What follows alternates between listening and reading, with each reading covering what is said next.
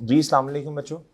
अच्छा बच्चों, आज का जो हमारा टारगेट है बच्चों, एक तो हमने IS-40 की कुछ प्रैक्टिस करनी है जी, जो हमने पढ़ा था, देखते हैं जी वो क्या हमें समझ भी आया कि नहीं। दूसरा बच्चों, हमने टेस्ट क्या करना है, डेज कर्स क्या करना है जी। तो दो पार्ट्स हो जाएंगे आज के लेक्चर के, एक टेस्ट डिस्कशन वाला, दूसरा IS-40 की प्रैक्टिस वाला। जी मेरे चांद आएंगे इधर। अच्छा, ये जो हम आपको प्रैक्टिस करवा रहे हैं ना बच्चों, ये भाई ये स्टडी हब से है। कहाँ से है जी? क्या था ये? Building company owns a property which is currently occupied by its subsidiary। अब ये सब्सिडरी, ये असल में कंसोलिडेशन हमने पूरा टॉपिक पढ़ना। F3 के नॉलेज की बेस पे तो थोड़ा बहुत आपको पता बच्चों, एक होता है पेरेंट, क्या होता है जी, और दूसरा क्या है जी, सब्सिडरी। बच्चों ये पप्पा और ये सन, क्या प्यारे दोस्तों, सन। तो सन पे कंट्रोल किसका होता है? पप्पा का। बच्चे पे कंट्रोल तो पप्पा का ही होगा ना भाई। तो ये बना, इनका रिलेशन क्या बना प्यारे दोस्तों, ये पेरेंट बन गया, ये सन बन गया। डन है बच्चों? अच्छा सर, अब वो कहता है वेंटिव a building company owns a property, कहता है which is currently occupied by its subsidiary. अच्छा, ये जो इनका आपस में रिलेशन है ना, इन्होंने एक तो अपनी अपनी फाइनेंशियल स्टेटमेंट्स अलहदा बनानी है, इसने अलहदा बनानी है, फिर इन्होंने कंसोलिडेट भी करना है। क्या करना है? दोनों एक ही घर के फर्द हैं बच्चों, सही है बच्चों, एक ही फैमिली का पार्ट है बच्चों। बच्चों जब एक ही फैमिली का पार्ट है तो इन्होंने अपनी अपनी फाइनेंशियल स्टेटमेंट्स तो बनानी है, प्लस इन्होंने ग्रुप की फाइनेंशियल स्टेटमेंट्स भी बनानी है। डन है बच्चों? अब्बा जी बड़े हैं ना, उन्होंने पूरी फैमिली का ख्याल करना है बच्चों। तो ये जो पेरेंट है ये ग्रुप फाइनेंशियल स्टेटमेंट बनाएगा। क्या बनाएगा बच्चों? सही है बच्चों, इसमें जितनी सब्सिडरीज आती जा रही हैं सबको मर्ज कर लेगा। तो इसका मतलब ये हुआ, चाहे अब्बा जी जो हैं वो प्रॉपर्टी को ऑन कर रहे हों, या मिसाल दे रहा हूँ, क्या था, ऑक्योपाइड बाय इट्स सब्सिडरी, यानी ये क्या है बोलो, ये तो ऑनर ऑक्योपाइड है। क्या है बोलो शाबाश? चाहे सब्सिडरी के पास हो चाहे क्या हो बच्चों बोलो, ये तो IS-16 में आएगी। ऐसी प्रॉपर्टी कहाँ आएगी बोलो? क्या मैं समझा पा रहा हूँ बच्चों? ये ऑनर ऑक्योपाइड प्रॉपर्टी है। क्या है बोलो शाबाश? भाई समझ आई है जी? कहता which of the following require a property to be counted for under IS-40? The commencement of owner occupied, ये तो मेरे चांद IS-16 हो गया। The commencement of development with the view to sale inventory, the cessation खत्म होना of a lease to another party. जी, cessation का मतलब क्या? खत्म होना। क्या होना प्यारे दोस्तों? जी, तो भाई खत्म होना नहीं, ये तो द सीजेशन ऑफ, बोले एक minute, the cessation of owner occupied, यानी IS-16 खत्म हुआ, और दूसरा मतलब है कहाँ आ गई ये। ओके बच्चों, ये इन और आउट कल पढ़ा था ना? ओके जी। What amount should be credited to profit and loss as at 31 December 2003? आपको याद है बच्चों, हमने वो फेयर वैल्यू को अपडेट भी करना होता है हर रिपोर्टिंग ईयर के एंड पे। याद है बच्चों? कोई बोलो। एक company ceased owner occupation of an office building, यानी IS-16 क्या हो गया? खत्म हो गया। क्या हो गया बच्चों? सीज का मतलब रोक देना ना, खत्म जी। And let the building out to a third party, और ये कहाँ चलेगी प्यारे दोस्तों? बोलने ये। डन। इधर से आउट, इधर से क्या? आउट, और इधर से क्या बच्चों? इन। डन है sir? The fair value of the building at date date was estimated to be कितना बच्चों? 900,000। 900,000 जी। जैन क्या हाल है? ठीक है भाई जी, शाबा यार, तूने तो छा गया, तो दोनों में सर्टिफिकेट ले गया यार जी। कहता जी the fair value of the building was estimated to be कितना बच्चों? 900,000। इसकी फेयर वैल्यू कितनी है बच्चों बोलो? 900,000 है। ये ध्यान से जरा। अच्छा जी, क्या था, the building had originally cost कितनी बच्चों? 800,000 ऑन फर्स्ट एंड ये। अच्छा, आप मेरी बात सुनना बच्चों, ये कॉस्ट है और ये क्या है बच्चों बोलो? Fair value. इस टाइम ये इधर पड़ी हुई है। कहता अब याद रखना, ये IS-40 है, रेंट पे दी है, सही है, साल के एंड। अब ये फेयर वैल्यू है, लेकिन जब अकाउंटिंग पीरियड का एंड होगा दोबारा फेयर वैल्यू को क्या करना पड़ेगा? अपडेट। कहता जी as at 31 December accounting period के एंड पे the building estimated fair value कितनी बच्चों? $1.1 million and the director decided to adopt the fair value model। कहता अब डायरेक्टर्स ने क्या किया, डिसाइड किया कि फेयर वैल्यू मॉडल क्या करेंगे, बोलो शाब अडॉप्ट। तो पहले फेयर वैल्यू कितनी है बच्चों, बोलो ये, तो अब कितने पे आ गए बच्चों, ये बच्चों, तो कितने का गेन आया बोलो, 200,000 का। कितने का गेन आया, ओके सर, ये बात समझ आती है बच्चों जी। An investment property under IAS 40 can be held for which of the following purposes, बताएं जी, आपने बताना है। ऑफिस नहीं, रिटेल पर्पस नहीं, रिटेल प्रेमिसेस नहीं, ये भी IAS 16 है। सर्विसेज यूज ऑफ नहीं, सप्लाई ये भी IAS 16 है। ये क्या है, कैपिटल एप्रिसिएशन, कैपिटल एप्रिसिएशन या रेंटल पर्पस, ये है मेरे प्यारे भाई क्या, IAS 40। If the fair value of N investment property can not be measured reliably, तो फिर क्या करेंगे, अगर इन्वेस्टमेंट प्रॉपर्टी की फेयर वैल्यू रिलायबली मेजरेबल नहीं है तो बच्चों फिर इस पे लगाएंगे IAS 40 के अंदर ही क्या, कॉस्ट मॉडल, क्या लगाएंगे बच्चों, और उस कॉस्ट मॉडल के मुताबिक आपको पता है, अब कॉस्ट मॉडल की जो एक्सप्लेनेशन है ना सारी, इधर सुनना बच्चों, अहम बात है, अप्लाई IAS 40 ही होगा, अप्लाई बोलो शाबाश, IAS 40 ही होगा, अप्लाई बोलो IAS 40 ही होगा। लेकिन प्यारे दोस्तों IAS 40 के अंदर कॉस्ट मॉडल का तस्करा, मतलब इतना बताया है कि कॉस्ट मॉडल में डेप्रिसिएशन आनी, अब कैसे आनी, कि वो सारा कहाँ एक्सप्लेन किया हुआ है, IAS 16। अगर आप स्टैंडर्ड कभी आपने तो खैर ओपन नहीं करना, अगर कभी प्रैक्टिकल लाइफ में ओपन करना पड़ा तो IAS 40 के अंदर बच्चों ये नहीं बताया कि डेप्रिसिएशन कैसे कंप्यूट करनी, वो सब कहाँ बता दिया, IAS 16। किसी एक जगह ही बताएगा ना, बार बार थोड़ी बताएगा जी। कहता जी अब बताएं जी, अगर तो इन्वेस्टमेंट प्रॉपर्टी की फेयर वैल्यू रिलायबली मेजरेबल नहीं है, तो भाई मैंने कल भी आपसे अर्ज की थी, तो फिर कॉस्ट मॉडल अप्लाई होगा। सही है बच्चों जी। कहता एट कॉस्ट लेस डेप्रिसिएशन, ठीक है बच्चों, भाई ठीक है, ठीक है। रहना इसने कहाँ है, IAS 40 के अंदर ही, लेकिन इस पे वो जो कॉस्ट मॉडल अप्लाई होना है, वो कॉस्ट मॉडल कहाँ एक्सप्लेन हुआ है बताएं, ठीक है, जिस तरह ये 16 कहता है ना वैसे कॉस्ट मॉडल अप्लाई कर दें, यानी डेप्रिसिएशन वगैरह जी। Which of the following is investment property according to IAS 40, an investment in land और building other than lease property, नहीं लीज प्रॉपर्टी रेंट पे नहीं दी, फिर तो IAS 16 हो जाएगा। A property owned and occupied by an entity for its own purpose, ये भी IAS 16 हो गया बच्चों। A property which is held to earn rental or for capital appreciation and both, बच्चों यहाँ और both डन है बच्चों, और ठीक है जी। ये मुझे समझ आ रहा है कि आपको भी आ रहा है बच्चों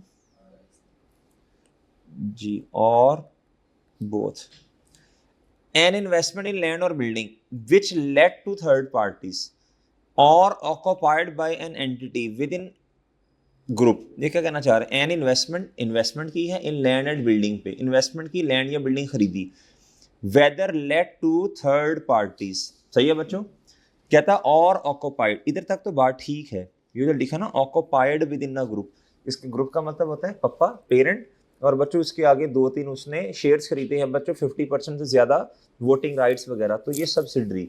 अब ग्रुप के अंदर अगर कोई ऑक्यूपाई कर रहा तो ये 16 है, क्या है बच्चों बोलो, अपने इस्तेमाल में, head office, admin purpose, factory, और डन है बच्चों जी। ये इस वजह से गलत हो गया ना, इस वजह से। In accordance with IAS 40 which two of the following are classified as an investment property, property held for long term appreciation, yes बिल्कुल ठीक है। ऑनर ऑक्यूपाइड IAS 16 होता है। लैंड हेल्ड फॉर बोलो अनडिटरमाइंड फ्यूचर यूज, याद आ गया वो पॉइंट्स 5-6 पढ़ाए थे, लेक्चर लेगा ना जी। प्रॉपर्टी ऑक्यूपाइड बाय एम्प्लॉयज, ये मैंने क्या बताया था भला, अगर एम्प्लॉयज रह रहे हैं एक प्रॉपर्टी में, चाहे रेंट भी आ रहा हो फिर भी क्या होगा, ओके बच्चों, तो ये याद है जी। Which of the following is an investment property under IAS 40, a building that is खाली but held to be rented out to third parties, हाँ ये तो हमने पढ़ा था बच्चों उधर जी। ये जो अगर आपने रीडिंग अच्छी कर ली है ना, वो जो आपको रिसोर्स दिया था, आ गया आपके ग्रुप में, हाँ आ गया ना, वो कह रहे हैं IAS 40 आ गया जी। Under IAS 40 which of the following transfer could result in change from cost model to, बोलो अब इधर सुनना, कॉस्ट मॉडल से फेयर वैल्यू मॉडल में जाना, इसका मतलब ये समझे, इसका मतलब है IAS 40 में जाना। कहाँ जाना? लेकिन कहाँ से? IAS 16 और बच्चे IAS 2। IAS 16 में है ना कॉस्ट मॉडल, और IAS 2 के अंदर भी दो चीजें हैं, या तो stock should be recorded at lower of cost model, या NRV। अब दोनों में से देख लो भाई क्या है, या तो IAS 16 से जाना इधर ही है, जाना IAS 40 में ही है। आउट कहां से होना ये पढ़ के बता दो। A transfer from investment property नहीं, to investment property, investment property की तरफ जाना है। कहता ए ट्रांसफर फ्रॉम इन्वेंट्रीज, कहता टू प्रॉपर्टी। अब ये बात ठीक है ना बच्चों, inventory cost stock should be recorded at lower of, इसमें है ना कॉस्ट मॉडल है ना जी, NRV भी है, लोअर पे रखना है आपने। ए ट्रांसफर फ्रॉम नहीं, फ्रॉम तो गलत हो गया, फ्रॉम नहीं, टू इन्वेस्टमेंट प्रॉपर्टी में जाना है कहीं और से। और ठीक है चांद, अगर इधर लिखा होता ना, अगर एक ऑप्शन होता जो कि उसने दिया ही नहीं है, कहता ए ट्रांसफर फ्रॉम PP से, बच्चों कहाँ बोलो IAS 40 में, और PP में कॉस्ट मॉडल होता फिर ठीक था। और सही है, वो ऑप्शन ही नहीं है जी। कहता आइडेंटिफाई करना बच्चों क्या है इन्वेस्टमेंट प्रॉपर्टी में, क्या कुछ आएगा। एडमिन पर्पस नहीं, IAS 16 है। सप्लाई ऑफ सर्विसेज IAS 16 है। प्रोडक्शन फैक्ट्री IAS 16 है। टू अर्न रेंटल इनकम हाँ IAS 40। फॉर कैपिटल एप्रिसिएशन हाँ जी जी बच्चों। आप ये न्यूमेरिकल्स जरा देख के, इन अकॉर्डेंस विद, यहां से पढ़ना है, इन accordance with IAS 40 identify the correct gain to be recognized in financial statement as at 31st December 5 and where that gain should be presented। सबसे पहले तो मुझे ये बता दें, ये जो गेन है IAS 40 वाला, ये कहाँ जाएगा? कल मैंने आपको सारा समझाने की कोशिश की थी, ये कहाँ जाएगा बोलो? प्रॉफिट एंड लॉस में, शाबाश। और कल मैंने आपको ये भी समझाया था, एक है IAS 16 वाला गेन, एक IAS 40 वाला, सारा समझाया था। IAS 16 वाला अनरियलाइज क्यों है, IAS 40 वाला रियलाइज क्यों है जी। बी ऑन द प्रॉपर्टी, जो कि उन्होंने थर्ड पार्टी को दी है रेंट पे, and does not occupy itself, खुद इधर नहीं रह रहे। It acquired a property on कब बच्चों बोले? 1 Jan। कितने की? ये 1 Jan 5 पे ना बच्चों, एट 31 December 2005, साल के एंड पे। इसकी फेयर वैल्यू कितनी है? 10.6। आगे पढ़ने की जरूरत नहीं। अनएक्सपेक्टेड सेलिंग कॉस्ट, भाई हमने फेयर वैल्यू से कंपैरिजन करना, उसमें से कुछ माइनस फेयर वैल्यू में से, कि जब बेचेंगे तो फेयर वैल्यू में से कुछ माइनस, ये नहीं करना, ठीक है जी। लो बच्चों, अब ये 10 मिलियन से आप चले गए हैं कहाँ बच्चों? 10.6, तो 600,000 का गेन आ गया। कहता the property has an estimated life, ये तो बातें फजूल है बच्चों, इसमें कौन सा डेप्रीशिएट होना, ये तो IAS 40 है। कितने का गेन आया और ये जाएगा कहाँ? कहता फाइनेंशियल स्टेटमेंट में इन्वेस्टिंग कैटेगरी के अंदर जाएगा। कहाँ जाएगा? इन्वेस्टमेंट पर्पज के लिए है ना बच्चों।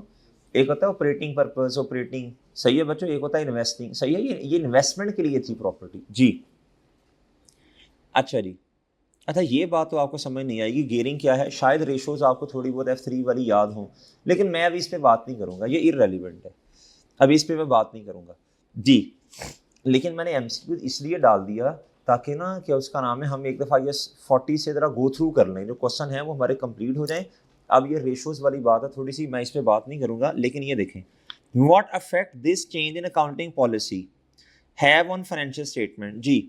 बच्चों इधर देखें, क्या था जी, हम ना पहले कॉस्ट मॉडल अप्लाई कर रहे थे, क्या कर रहे थे? फ्रॉम 1 April 2000 ये 23 है जो भी है, fair value model was applied. जब फेयर वैल्यू मॉडल अप्लाई किया तो कहता गेन आया, कितने का? ये कहता there has be no change in the useful life. भाई हमें तो वैसे भी investment property fair value model में हमने डेप्रिशिएट ही नहीं करना, तो लाइफ से वैसे ही नहीं चाहिए। अब आया गेन, जब मेरे चांद गेन आया तो प्यारे दोस्तों मुझे एक बात बताएं, जब आ गया गेन आया तो बच्चों प्रॉफिट क्या हो गया? बढ़ गया ना बच्चों, प्रॉफिट बढ़ेगा ना बच्चों जी। अच्छा बताओ, ग्रॉस प्रॉफिट बढ़ेगा या नीचे वाले प्रॉफिट बढ़ेंगे? ये गेन कहाँ जाकर रिकॉर्ड होगा? Fair value gain.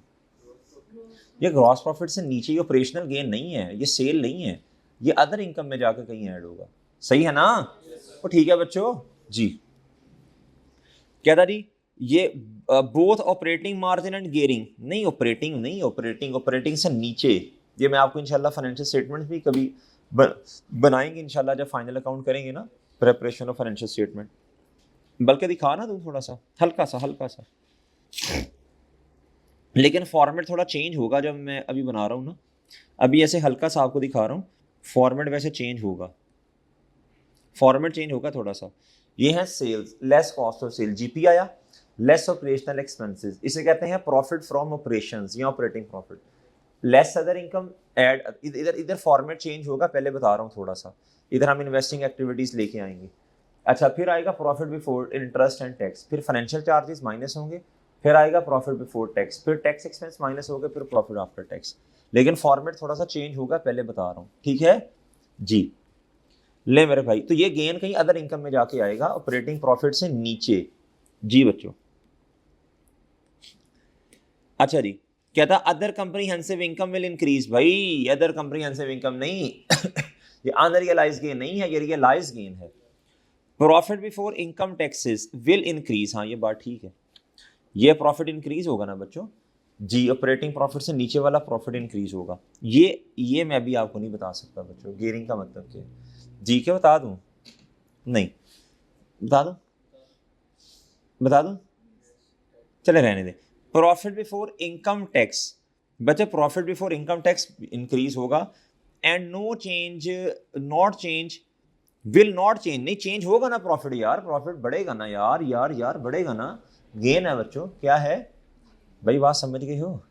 ठीक है चांद, ठीक है बच्चों, ये था मेरे चांद, क्या बोलो शाबाश, IS40, ठीक है बच्चों जी। आप लोग पूछ रहे थे जी, IS40 इतना है, ये स्टडी है वाले क्वेश्चन है, ये सारे स्टडी है वाले क्वेश्चन है जी, टॉपिक फिनिश है। इसकी मजीद थोड़ी बहुत प्रैक्टिस करनी है, कौन से वाली, जो टेस्ट देना है आपने, क्या देना है, जो टेस्ट देना है। अभी मैं इनको बुला रहा हूँ, जैन को, जैन इधर आओ, आज जल्दी आओ जल्दी जी, ताकि आपको ना कॉन्फिडेंस आए, कॉन्फिडेंस आए कि हम बच्चे को लेके कैसे चलते हैं जी। जैन भाई इधर आके बताएं ज़रा, FA1 में, FA1 में कितने मार्क्स थे आपके, बताएं? 90। FA2 में 94, और अभी जो सर्टिफिकेट आया उसमें कितने? 94% आए हैं। बताओ क्या क्या किया था आपने, शाबाश, बताओ किया क्या क्या था, बताओ जी। नहीं क्या क्या किया क्या हमने, स्टडी हब, मैं बच्चों को कहता हूँ स्टडी हब पे गिरफ्त करो, क्या करो बच्चों, स्टडी हब। और स्टडी हब भी मैं अपने जिम्मे ले लेता हूँ, आपको पता है जी, मैं इनको बच्चों को कहता हूँ आप पढ़ो भी ना उसे, आपको जो नोट्स प्रोवाइड किए जा रहे हैं बस मेरा चांद ये पढ़ो, क्या करो, ये पढ़ो। इनकी सिस्टर बैठी, उनका भी सर्टिफिकेट है, इससे पहले भी 2 आए हैं जी। तो मेरे चांद देखो, कॉन्फिडेंस रखो बस, हमारी पॉलिसी हम गर्ल्स को इधर नहीं बुलाते, तो वो आप उनके भी हाफ पे भी रिप्रेजेंटेटिव, उन्होंने भी यही किया ना जी। तो प्यारे दोस्तों इधर देखो, स्टडी हब क्या, और स्टडी हब भी मैं आपको कहता हूँ कि आप देखो, बस ओपन करो, ओपन करो, ओपन करके देखो क्या ये वही क्वेश्चन हैं जो हम कर रहे हैं, इंशाल्लाह वही होंगे। इसके मजीद, इसके बाद जो हमने प्रैक्टिस करनी है बच्चों, वो क्या है, हम कैपलान की किट करेंगे। स्टडी टेक्स्ट कतन पढ़ने की ज़रूरत, कोई स्टडी टेक्स्ट पढ़ने की ज़रूरत पढ़ी आपने, कोई सिंगल स्टडी टेक्स्ट आपने पढ़ी हो कैपलान? वो तो जेंजी है बच्चों, जेंजी, 1000 सफ़े की स्टडी टेक्स्ट कौन पढ़ेगा आज के दौर में, कोई भी नहीं पढ़ेगा, पुराने तरीके हो गए हैं बच्चों। नोट्स पढ़ने हैं, क्या करना है, नोट। स्टडी हब के सारे क्वेश्चन अल्हम्दुलिल्लाह मैं खुद करवाता हूँ, कैपलान किट मैं खुद करवा दूंगा। उसके बाद मॉक आपका एक नहीं होगा, बेतहाशा मॉक होंगे इंशाल्लाह, हाफ बुक का अलहदा होगा, फिर उसके बाद हाफ बुक के कई मॉक इंशाल्लाह आपके हो जाएंगे। तो इस तरह कर करके इंशाल्लाह अल्लाह ने चाहा तो ये जो बच्चे हैं जिस तरह ये हैं, आप लोग भी इसी तरह ही होंगे। एक कॉन्फिडेंस रखना है बस आपने, भाई जो क्लास में मेरे चंद करवाया जा रहा है, मेरे चंद बस इसको फॉलो करना है, क्या करना है, ये आपके सामने है। बाकी जो बच्चे उनको भी इंशाल्लाह किसी दिन बुला लेंगे, ताकि कॉन्फिडेंस आए, क्या आए, घर जाओ, जो करवाया घर जाके थोड़ा बहुत पढ़ के सो जाओ, क्या करो बच्चों। लेकिन ये भी नहीं करना कि पढ़ना नहीं है, मतलब जो काम दिए जाए वो पढ़ना भी है, वो पढ़ना भी है। कि कैसे पढ़ते थे, पढ़ते कैसे हो घर जाके नहीं बता दो ना उन्हें, कहते सर मैं तो बिल्कुल थोड़ा थोड़ा पढ़ता था, लेकिन जो काम दिया जाता वो तो करते थे ना, वो हाँ बस डेली का काम, डेली। ज्यादा पढ़ना इज नॉट सोल्यूशन, ज्यादा पढ़ना सोल्यूशन नहीं है मेरे भाई, इफेक्टिव पढ़ना सोल्यूशन है। क्या सोल्यूशन है मेरे चांद, इफेक्टिव पढ़ना। अच्छा बस जो रोज का काम है वो करना है आपने, बस रोज का काम रोज तो कर ही लेता है ना बंदा इंशाल्लाह। और टेस्ट तो देते थे ना, टेस्ट नहीं छोड़ा इन्होंने, कोई भी टेस्ट नहीं छोड़ा ना, टेस्ट नहीं छोड़ा अल्हम्दुलिल्लाह, टेस्ट सारे दिए हैं। टेस्ट में हम इंशाल्लाह, एक तो ये स्टडी हब हो गया, सर मजीद प्रैक्टिस कहाँ से करेंगे, हम अपने अच्छे क्वेश्चंस बनाएंगे इंशाल्लाह।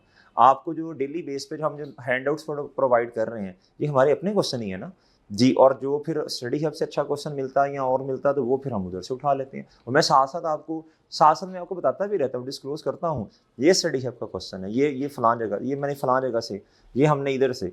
सही है बच्चों। जो हमें सीए के अच्छे क्वेश्चन मिलते हैं वो मैंने आपको उस दिन कल प्रैक्टिस करवाई थी इन्वेस्टमेंट प्रॉपर्टी, मैंने कहा था ये वहाँ से मैंने उठाए हैं। डन है बच्चों। फेयर बेसिस पे आपको इंशाल्लाह साथ साथ बताते रहेंगे। डन है जी। ठीक है। ये स्टडी हब से था टेस्ट, शाबाश। ये स्टडी हब से टेस्ट था ये वाला जी। ठीक है जी, ये एक पार्ट बन गया। अल्लाह हाफिज़।